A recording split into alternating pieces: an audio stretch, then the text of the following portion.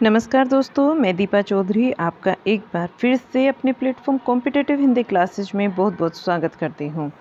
और आज जैसा कि ये हमारा क्लास है जीके जीएस का क्लास, ये हमारा जीके जीएस का क्लास है। इसमें भी हम प्रीवियस ईयर के क्वेश्चंस करते हैं जो कि टीचिंग एग्जाम में आए हुए क्वेश्चंस हैं, चाहे वो आपका DSSB के TGT, PGT और PRT किसी में भी आया हो और या फिर आपका KVS NVS में हो, ये सारे क्वेश्चंस हम यहाँ पर देखते हैं। देखिए, हम यहाँ पर अपने 4 जो सब्जेक्ट हैं इनको 3 को पूरा कंप्लीट कर चुके हैं और चौथा हमारा यहाँ पर चला हुआ है।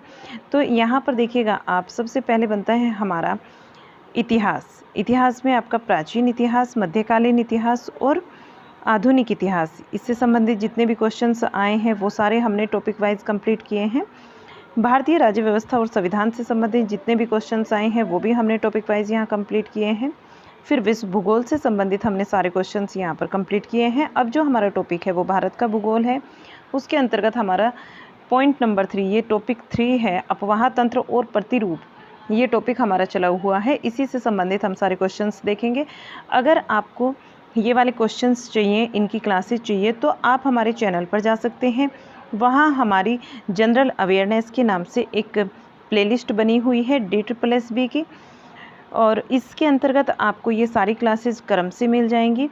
मेरा हिंदी का जो क्लास आता है, अगर आप DSSB, TGT, PGT की तैयारी कर रहे हैं हिंदी की, तो आप वहाँ वे सारी क्लासेस ले सकते हैं।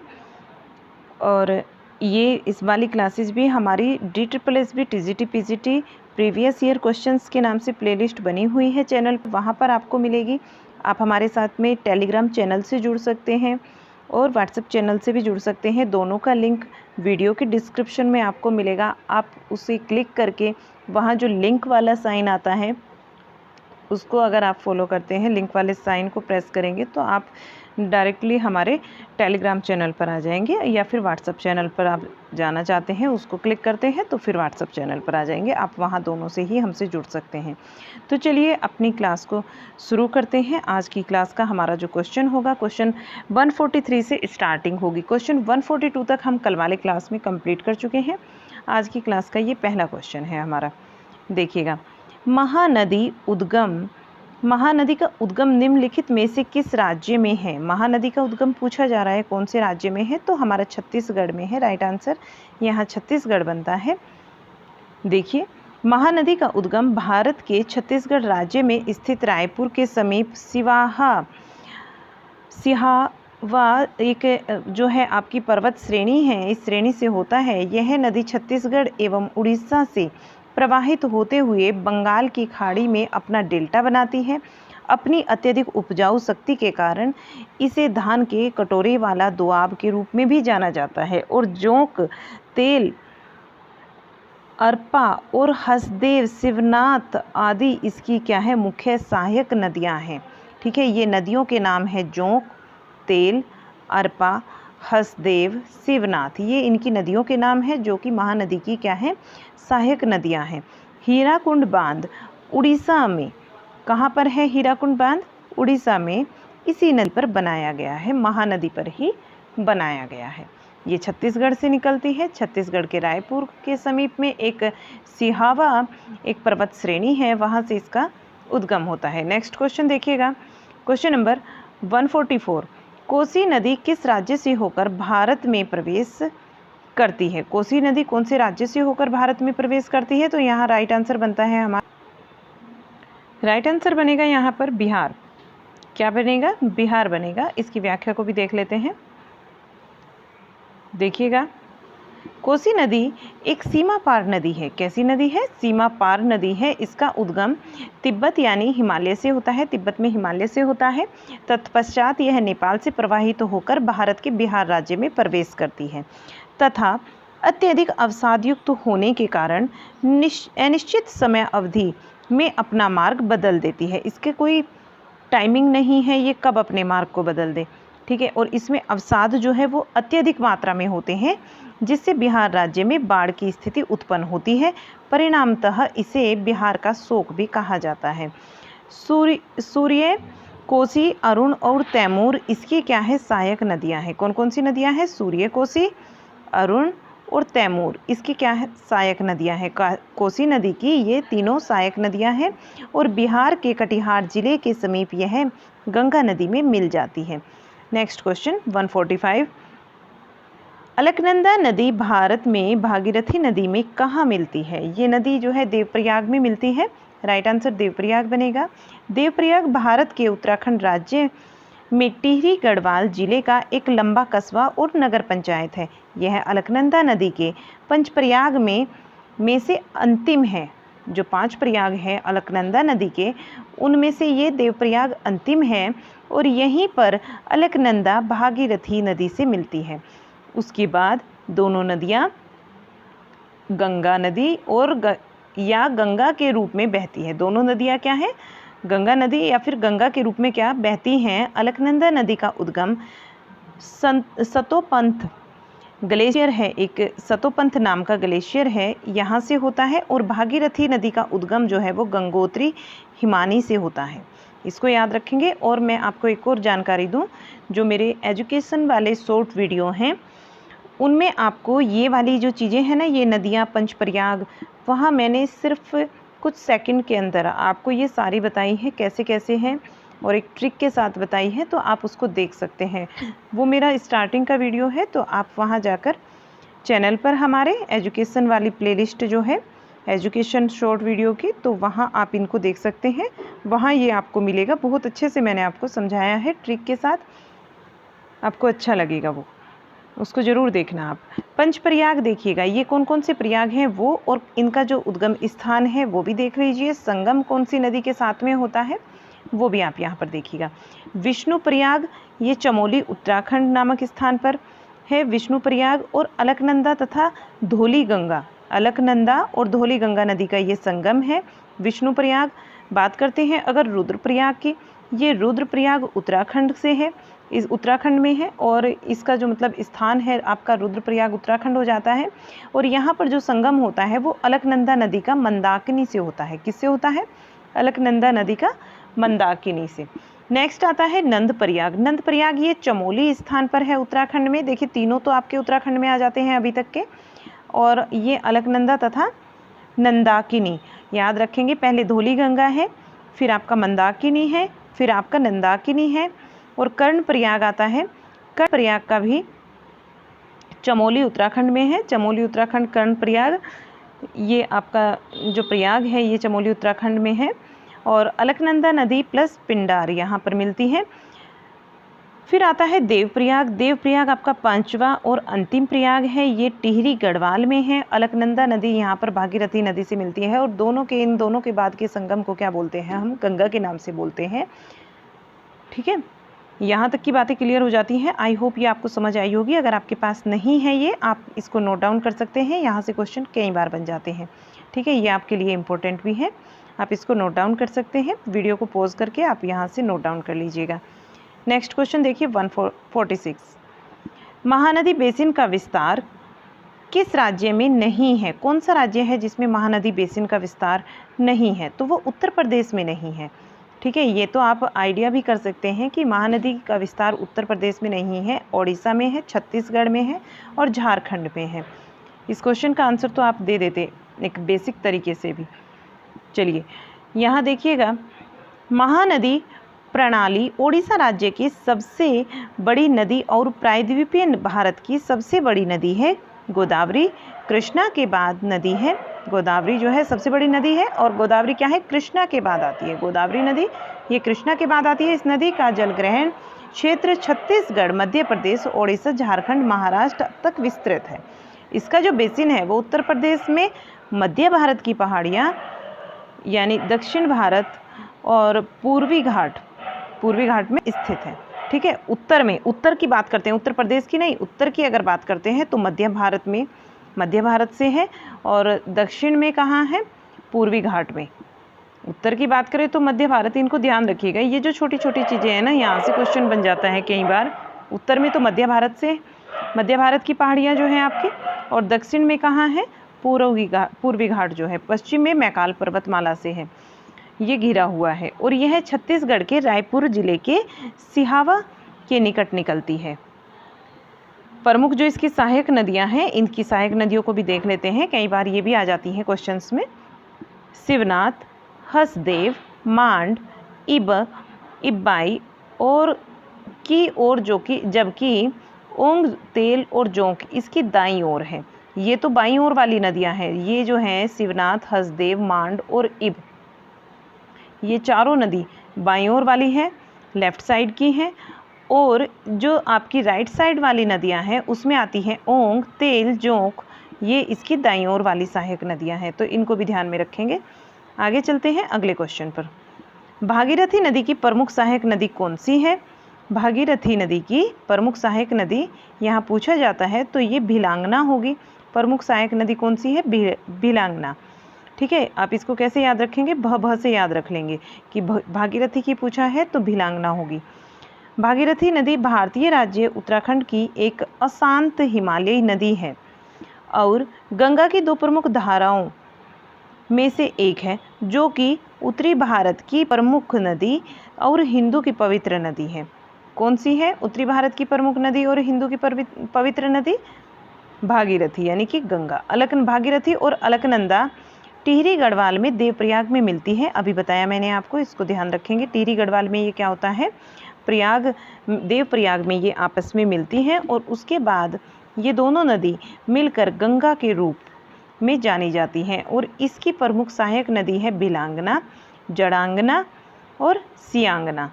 भिलांगना, जड़ांगना और सियांगना, इस तरीके से याद करेंगे तो ये आपको सहायक नदियाँ भी याद हो जाएंगी। क्वेश्चन 148, किस नदी को लाल नदी भी कहा जाता है? कौन सी नदी है जिसको लाल नदी भी कहा जाता है? तो ये है हमारी ब्रह्मपुत्र नदी, इसको लाल नदी के नाम से भी जाना जाता है। देखिए, अगर आप चैनल पर हमारे नए हैं तो चैनल को आप सब्सक्राइब कर लीजिए, वीडियो को लाइक कीजिएगा और अपने दोस्तों में इसको ज़रूर शेयर कीजिए, अपने ग्रुप्स में शेयर कीजिएगा। ठीक है, चलिए आगे चलते हैं, इसकी व्याख्या को देख लेते हैं। ब्रह्मपुत्र नदी को भारत में लाल नदी के नाम से भी जाना जाता है और ब्रह्मपुत्र नदी प्रत्येक वर्ष जून में 3 दिनों के लिए लाल हो जाती है।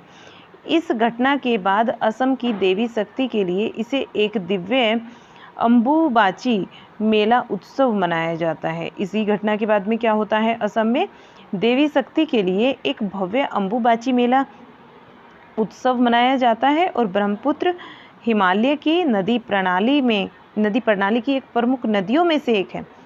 जो ब्रह्मपुत्र है, ये ब्रह्मपुत्र नदी हिमालय की नदी प्रणाली की प्रमुख नदियों में से एक है। यह तिब्बत में मानसरोवर झील के पास चेमायुंगडुंग ग्लेशियर से निकलती है। तो इस ग्लेशियर का भी नाम याद रखेंगे कि जो ब्रह्मपुत्र नदी है तिब्बत में मानसरोवर झील के पास में कौन से ग्लेशियर से निकलती है? चेमायुंगडुंग ग्लेशियर। मुझे ऐसा याद आ रहा है कि ये वाला जो चीज़ है ना, ये क्वेश्चन कौन से ग्लेशियर से निकलती है ब्रह्मपुत्र नदी, ये पूछा जा चुका है, मैं आपको करा चुकी हूँ इसको। ठीक है, यहाँ देखिएगा क्वेश्चन बनता है 149, सरदार सरोवर बांध डैश में बनाया गया। कहाँ पर बनाया गया है सरदार सरोवर बांध? ये गुजरात में बना है। राइट आंसर गुजरात बन जाएगा। इसकी व्याख्या को देखते हैं। सरदार सरोवर बांध गुजरात में नवगाम के पास नर्मदा नदी पर बना एक क्या है? गुरुत्वीय बांध है। एक कैसा बांध है? गुरुत्वीय बांध है और इस बांध से 4 राज्य लाभान्वित होते हैं, जिसमें गुजरात, मध्य प्रदेश, महाराष्ट्र और राजस्थान आते हैं। नर्मदा नदी अमरकंटक की पहाड़ी से निकलकर विंध्या और सतपुड़ा पर्वत में बहती हुई खंबात की खाड़ी में जाकर गिरती है। ठीक है, तो ये इसका क्या बोल सकते हैं इसको, कि जो हमारी नर्मदा नदी है ये वेस्ट में गिरती है, पश्चिम में। ठीक है, पश्चिम में गिरने वाली, पश्चिम की ओर बहने वाली नदी है। बाकी जो नदियां आप देख रहे हैं वो पूर्व की ओर बहती है और पश्चिम की ओर बहने वाली नदी तथा अरब सागर में गिरने वाली नदी में एक नाम तो आपने जान लिया, नर्मदा होता है। बाकी आप ध्यान रखेंगे, आगे जब आते रहेंगे क्वेश्चन तो उससे रिलेट करेंगे। ठीक है, यह नदी जबलपुर में धुआंधार जलप्रपात का निर्माण करती है। देखिए कौन से जलप्रपात को बनाती है, ये भी तो पूछा जा सकता है कि धुआंधार जलप्रपात कौन सी नदी पर बनता है। तो ये जबलपुर में है एक बात, और दूसरा ये आपका नर्मदा नदी पर। ओरसंग नर्मदा नदी की प्रमुख सहायक नदी है। कौन सी सहायक नदी है? ओरसंग नदी। ये नर्मदा नदी की प्रमुख सहायक नदी है।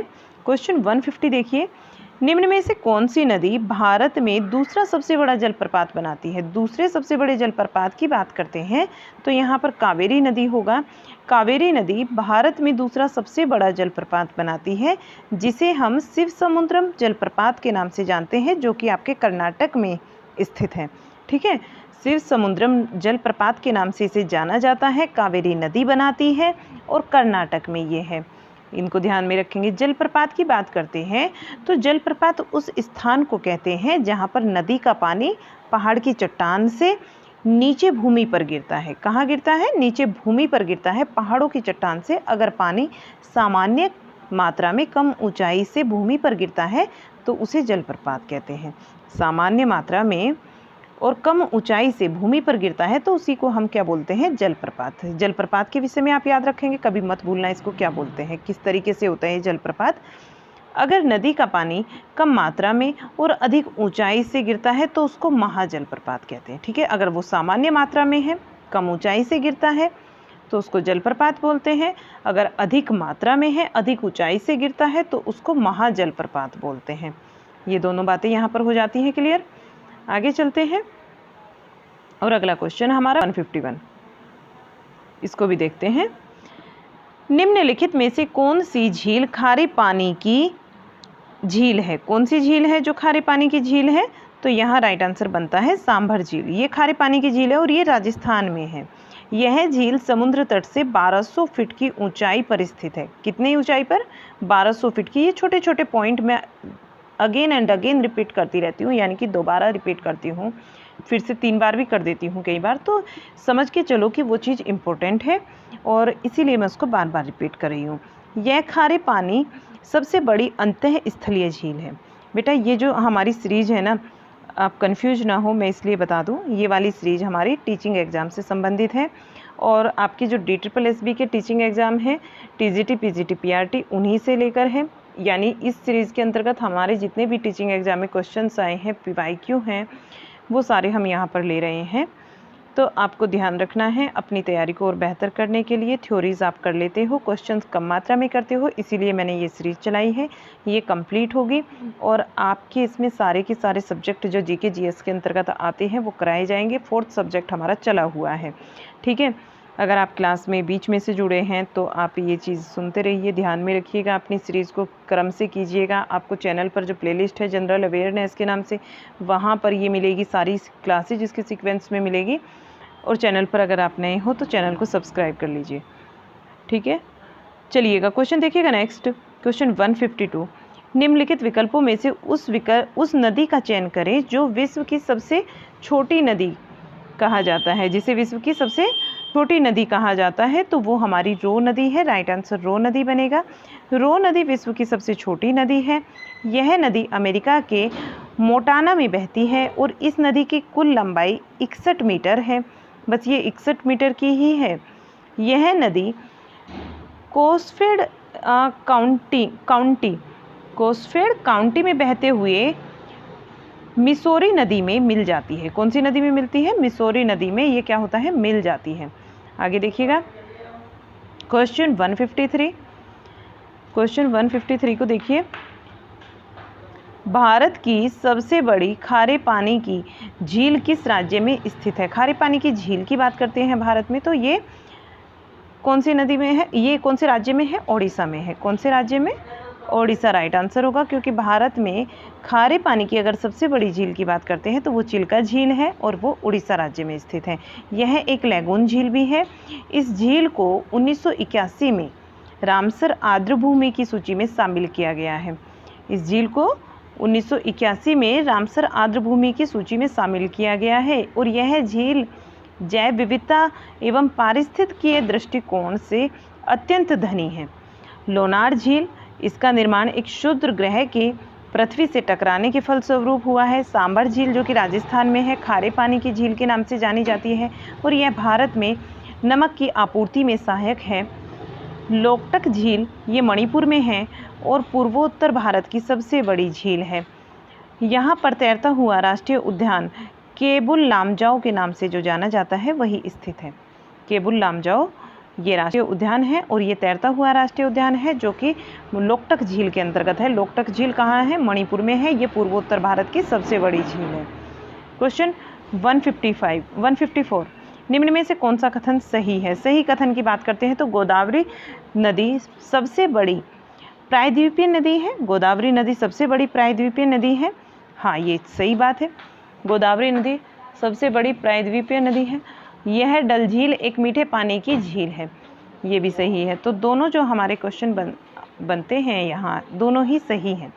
देखिएगा, इसके विषय में कुछ और देख लेते हैं। गोदावरी नदी प्रायद्वीपीय भारत की सबसे बड़ी नदी है जिसकी कुल लंबाई 1465 किलोमीटर है। यह नदी महाराष्ट्र के नासिक जिले के त्र्यंबकेश्वर नामक स्थान से निकलती है और आकार एवं विस्तार में बड़ी होने के कारण इसे दक्षिणी गंगा के नाम से भी जाना जाता है। इस नदी की प्रमुख सहायक नदियां हैं पूर्णा। इस नदी की प्रमुख सहायक नदी कौन सी है? पूर्णा, वृद्धा, पेनगंगा, इंद्रावती, सबरी आदि। डल झील जम्मू कश्मीर के श्रीनगर में स्थित है और यह हिम के द्वारा निर्मित मीठे पानी की झील है। इस झील को श्रीनगर का गहना के नाम से भी जाना जाता है। यहाँ पर दोनों ही बातें सही कही गई हैं। क्वेश्चन देखते हैं नेक्स्ट। क्वेश्चन 155,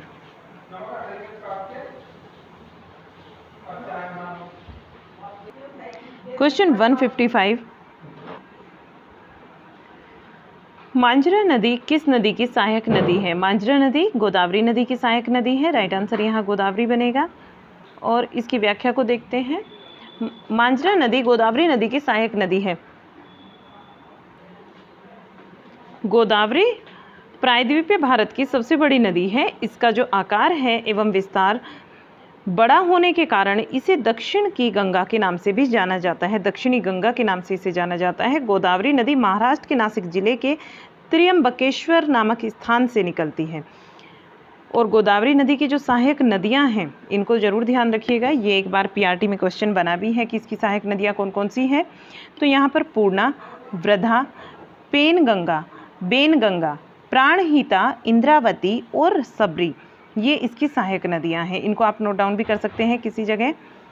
ये इसकी सहायक नदियां हैं गोदावरी नदी की। आगे देखिए क्वेश्चन 56, जास्कर की सहायक नदी कौन सी है? जास्कर डैश की सहायक नदी है।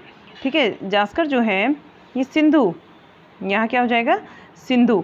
सिंधु नदी तिब्बत के मानसरोवर झील के निकट चेमा युंगडुंग ग्लेशियर से निकलती है और यह विश्व की विशालतम नदी तंत्रों में से एक है। इसके अंतर्गत सिंधु एवं इसकी सहायक नदियां जैसे कि झेलम, चेनाब, रावी, व्यास, सतलुज, पंचनद आदि सम्मिलित होते हैं। और ये पांचों नदियां संयुक्त रूप से सिंधु की मुख्य धारा से मिठन कोट के पास मिलती है। मिठन ये कहाँ पर मिलती है? सिंधु की जो मुख्य धारा है इससे मिठन कोट के पास। यहाँ ये चीज़ें याद रखेंगे। जास्कर, सियांग, सिगार, काबुल और गोमल, गिलगिट इसकी क्या है? सहायक नदियां हैं। ये इसकी सहायक नदियां हैं। क्वेश्चन 157, भीमा इनमें से किस नदी की सहायक नदी है? भीमा की बात करते हैं, ये कृष्णा नदी की सहायक नदियां हैं। प्रायद्वीपीय भारत में प्रवाहित होने वाली दूसरी सबसे बड़ी नदी कृष्णा है। इसका उद्गम पश्चिमी घाट के महाबलेश्वर के उत्तर में है और इस नदी की कुल लंबाई 1401 किलोमीटर है। कृष्णा की सहायक नदियाँ कोयना, यराल और व्रणा, पंचगंगा, दूधगंगा, घटप्रभा, मालप्रभा, भीमा, तुंगभद्रा और मूसी हैं। क्वेश्चन 158, निम्नलिखित में से कौन सी भारत की सबसे बड़ी ताजे पानी की झील है? सबसे बड़ी जो ताजे पानी की झील है वो वूलर है। वूलर झील भारत की सबसे बड़ी ताजे पानी की झील है। इस झील के पानी का मुख्य स्रोत झेलम नदी है और यह झील भारत के जम्मू कश्मीर केंद्र शासित प्रदेश में स्थित है। भारत का जो जम्मू कश्मीर केंद्र शासित प्रदेश है इसमें यह स्थित है। क्वेश्चन 159, कावेरी विवाद किन राज्यों के बीच में है? कावेरी विवाद की बात करते हैं। कावेरी विवाद जो है ये तमिलनाडु और कर्नाटक के बीच में है। आगे इसकी व्याख्या को देखते हैं। यहाँ देखिए, कावेरी नदी को दक्षिण की गंगा कहा जाता है। कावेरी नदी को दक्षिण की गंगा कहा जाता है। दक्षिणी गंगा किसको कहा जाता है? गोदावरी नदी को कहा जाता है। और दक्षिण की गंगा, ये दोनों ही चीज़ें याद रखेंगे, दोनों मिलती जुलती चीज़ें हैं, बस की का फ़र्क है। दक्षिणी गंगा गोदावरी नदी को कहा जाता है और दक्षिण की गंगा जो है आपकी कावेरी नदी को कहा जाता है। एक मिनट रुकिएगा। अभी देखिए, यहाँ पर जो पश्चिमी घाट के ब्रह्मगिरी पर्वत से निकलती है और यह एक अंतर्राज्यीय नदी है। कावेरी नदी जल बंटवारे को लेकर केरल में शासित प्रदेश पुदुचेरी, तमिलनाडु और कर्नाटक के मध्य कई वर्षों से विवाद है। इस विवाद के कारण वर्ष 1990 में कावेरी जल विवाद न्यायाधिकरण की स्थापना की गई है। 1990 में हुआ है कावेरी जल विवाद न्यायाधिकरण। इसको याद रखेंगे आप, इससे यहाँ से भी कुछ क्वेश्चंस बन जाते हैं। ठीक है, ये विवाद पूछ लिया जाता है कब का है या इस विवाद में क्या फैसला हुआ था, ये सारी बातें यहाँ से पूछ ली जाती हैं। तो आगे देखते हैं अपने क्वेश्चन को। क्वेश्चन 60, रिफ्ट घाटी में भारत की कौन सी नदी बहती है? रिफ्ट घाटी में बहती है ताप्ती नदी। रिफ्ट घाटी में भारत की ताप्ती नदी बहती है और ताप्ती नदी जो है मध्य प्रदेश के बैतूल जिले के मुल्ताई नामक स्थान के पास में सतपुड़ा श्रेणी से निकलती है। यह सतपुड़ा अजंता पर्वतों के बीच में भ्रंश घाटी है आपकी, रिफ्ट वैली है, वह प्रवाहित होती है। ठीक है, यह सतपुड़ा तथा अजंता पर्वतों के बीच भ्रंश घाटी में रिफ्ट वैली में प्रवाहित होती है। इस नदी पर काकरापारा तथा उकाई परियोजना स्थित है। ये दोनों परियोजना भी याद रखनी है। काकरापारा और उकाई परियोजना कौन सी नदी पर है? रिफ्ट घाटी ताप्ती नदी पर है ये। ठीक है, ताप्ती नदी पर ये दोनों ही परियोजनाएं हैं। क्वेश्चन 161, वह नदी जो पश्चिमी घाट से नहीं निकलती है, वह नदी जो पश्चिमी घाट से नहीं निकलती है कौन सी नदी है? वो बराक नदी है। पश्चिमी घाट से निकलने वाली नदियाँ कावेरी है, वेगई है, गोदावरी है, जबकि बराक नदी पूर्वोत्तर भारत से निकलने वाली नदी है और जो कि ब्रह्मपुत्र की सहायक नदी है। इसको भी याद रखेंगे, ये ब्रह्मपुत्र की सहायक नदी है। क्वेश्चन 162, शिव समुद्रम एक द्वीप है जो कि जिसका निर्माण किस नदी के द्वारा हुआ है? जिसका निर्माण पूछा जाता है किस नदी के द्वारा हुआ है शिव समुद्रम। ये मैंने आपको अभी पढ़ाया था, मुश्किल से 5 मिनट भी नहीं हुए। ठीक है, किसके द्वारा हुआ है? कावेरी नदी के द्वारा शिव समुद्रम जलप्रपात का निर्माण करती है। ये एक द्वीप के नाम से भी जाना जाता है और ये कावेरी नदी आपका राइट आंसर बनेगा। यहाँ देखिए, शिव समुद्रम एक द्वीप है जो कि कर्नाटक के मैसूर में कावेरी नदी के दोआब में स्थित है और इसका प्रयोग जल विद्युत उत्पादन के लिए होता है। इस नदी पर स्थित जल विद्युत ग्रह एशिया का प्रथम जल विद्युत ग्रह है। इसकी जो स्थापना हुई थी वो 1902 में हुई थी। क्वेश्चन 163, दिल्ली में बहने वाली मुख्य नदी का नाम बताना है। वो आपकी यमुना होगी। राइट आंसर यहाँ यमुना दिल्ली की प्रमुख नदी है और राष्ट्रीय राजधानी शहर दिल्ली इस नदी के किनारे स्थित है। यह यमुनोत्री हिमानी से निकलती है। ये कहाँ से निकलती है यमुना नदी? ये यमुनोत्री हिमानी से निकलती है और यह प्रयागराज इलाहाबाद में गंगा प्रयागराज, जिस इलाहाबाद का अब जो नाम है, प्रेजेंट नाम प्रयागराज है। तो ये वही बात आपको ब्रैकेट में इलाहाबाद लिख कर दिया है कि जिस बच्चे को अभी तक कोई कन्फ्यूजन है कि इलाहाबाद को प्रयागराज बोलते हैं वो समझ ले। ये वहाँ पर जाकर गंगा से मिलती है। इसकी जो लंबाई है वो 1375 किलोमीटर है तथा सहायक नदी चंबल, बेतवा और केन है। इसकी जो सहायक नदी है वो चंबल, बेतवा और केन है। क्वेश्चन 164, उत्तरकाशी नदी किस नदी के तट पर बसा है? उत्तरकाशी किस नदी के तट पर बसा हुआ है? उत्तरकाशी एक शहर है। उत्तरकाशी क्या है? एक शहर है और पूछा जाता है कि कौन सी नदी के तट पर यह बसा हुआ है। तो राइट आंसर यहाँ भागीरथी होगा। उत्तरकाशी शहर एक भागीरथी नदी के तट पर बसा हुआ है। उत्तरकाशी धार्मिक दृष्टि से एक महत्वपूर्ण शहर है। क्या है? एक महत्वपूर्ण शहर है ये धार्मिक दृष्टि से। क्वेश्चन 165, तिब्बत में ब्रह्मपुत्र नदी को किस अन्य नाम से जाना जाता है? तिब्बत की बात करते हैं तो वहाँ इसको सांगपो के नाम से जाना जाता है। इसके विषय में भी देख लेते हैं कुछ और बातें। ब्रह्मपुत्र नदी तिब्बत, भारत और बांग्लादेश से होकर बहती है। ब्रह्मपुत्र का उद्गम तिब्बत के दक्षिण में मानसरोवर झील के निकट चेमा युंगडुंग हिमनद से होता है, ग्लेशियर से होता है। और ब्रह्मपुत्र की जो लंबाई है 2900 किलोमीटर है। ब्रह्मपुत्र का नाम तिब्बत में सांगपो या फिर सापू, अरुणाचल प्रदेश में दिहांग, असम में ब्रह्मपुत्र है। इसके देखिए कितने नाम हैं। अगर इसके नामों की बात करते हैं तो तिब्बत में इसे सांगपो या सापू के नाम से जाना जाता है। अरुणाचल प्रदेश में हम इसको दिहांग बोलते हैं, असम में इसको ब्रह्मपुत्र बोला जाता है और बांग्लादेश में इसे जमुना के नाम से जाना जाता है। तो ये सारी चीज़ें आप नोट डाउन करेंगे यहाँ से। तो बिल्कुल इसका कौन सा ग्लेशियर, ये पूरी ही व्याख्या आप इसकी नोट डाउन कीजिएगा। ब्रह्मपुत्र नदी के विषय में इतनी बातें काफ़ी हैं, यहाँ से क्वेश्चन बन जाता है। ठीक है, ब्रह्मपुत्र नदी आपकी तिब्बत से बहती है। भारत, बांग्लादेश और तिब्बत ये चार आपके 3 देशों से निकलती है, 3 देशों में बहती है। ये ब्रह्मपुत्र नदी का जो उद्गम है वो तिब्बत के दक्षिण में मानसरोवर झील के निकट चेमा युंगडुंग हिमनद से होता है। ब्रह्मपुत्र नदी की जो लंबाई है वो 2900 किलोमीटर है। इसका नाम तिब्बत में सांगपो सापू है, अरुणाचल प्रदेश में इसको दिहांग, असम में ब्रह्मपुत्र और बांग्लादेश में जमुना कहते हैं। आप ये मत सोचना मैंने इसको रिपीट क्यों किया, रिपीट किया कि आप इसको नोट डाउन कर ले तब तक। चलिएगा आगे देखिए क्वेश्चन 166। निम्नलिखित नदियों के युग्म में से कौन सा सर्वप्रथम जोड़ा गया था? कौन सा युग्म सर्वप्रथम जोड़ा गया था? तो गोदावरी को कृष्णा से जोड़ा गया था। 16 सितंबर 2015 में गोदावरी नदी को तथा कृष्णा नदी को सर्वप्रथम जोड़ा गया था और इस परियोजना को इब्राहिमपट्टनम के नाम से जाना जाता है। इब्राहिमपट्टनम नामक स्थान पर अंतिम रूप दिया गया था। इब्राहिम जो पट्टनम नामक स्थान है इस परियोजना को जहाँ जब इनको जोड़ा गया तो इसको इब्राहिमपट्टनम नामक स्थान पर अंतिम रूप दिया गया। क्वेश्चन 167। भारत और बांग्लादेश के बीच में किस नदी के जल के बंटवारे को लेकर विवाद है?